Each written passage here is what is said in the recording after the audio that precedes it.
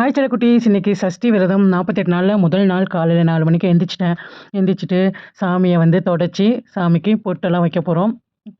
So எல்லாம் start பண்ணியிருக்கீங்களா என்னன்னு தெரியல. இல்லை 48 நாள் என்னால் இருக்க முடியாதுன்னா 21 நாள் இருக்கலாம், இல்லைன்னா 6 நாள் 3 நாள் அப்படி இருந்துக்கலாம். ஒன்றும் பிரச்சனை இல்லை, ஓகேவா? ஸோ நான் எல்லாம் சாமிக்கெல்லாம் அரேஞ்ச் பண்ணிவிட்டு விளக்குக்கு வந்துட்டு பால் அபிஷேகம் பண்ணி ஓம் சரவண பவான் போட்டு அதில் வந்து 6 விளக்கு ஏற்றி நல்லபடியாக வந்து சாமி கும்பிட்டேன். எல்லோரும் நல்லா இருப்போம், நல்லா இருக்கணும். ஸோ நல்லதே நினைங்க. நிறைய பேர் வேண்டியிருந்தீங்க, குழந்தை வேணும், எனக்கு நல்லது நடக்கணும் அப்படின்னு சொல்லி. கண்டிப்பாக நான் என்னோடய முருகர்கிட்ட வேண்டிக்கிறேன், ஓகேவா?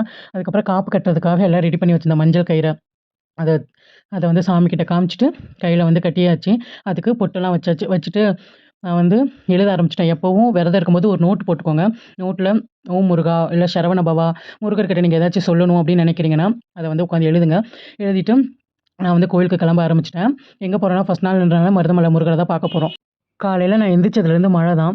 நிற்கும்னு பார்க்குறேன், நிற்கல. சரி தூரிட்டு இருந்துச்சு, சரி நம்ம கிளம்பிடலாம் அப்படின்னு சொல்லிட்டு நான் வந்து கிளம்பிட்டேன். ஸோ கோயிலுக்கு போயாச்சு. கோயிலுக்கு போனால் 7 மணிக்கு தான் மேலே விடுவேன்னு சொல்லிட்டாங்க. அப்புறம் நாங்கள் கொஞ்ச நேரம் நின்றுட்டு இருந்தோம். ஃபுல்லாக நனைஞ்சிட்டேன்.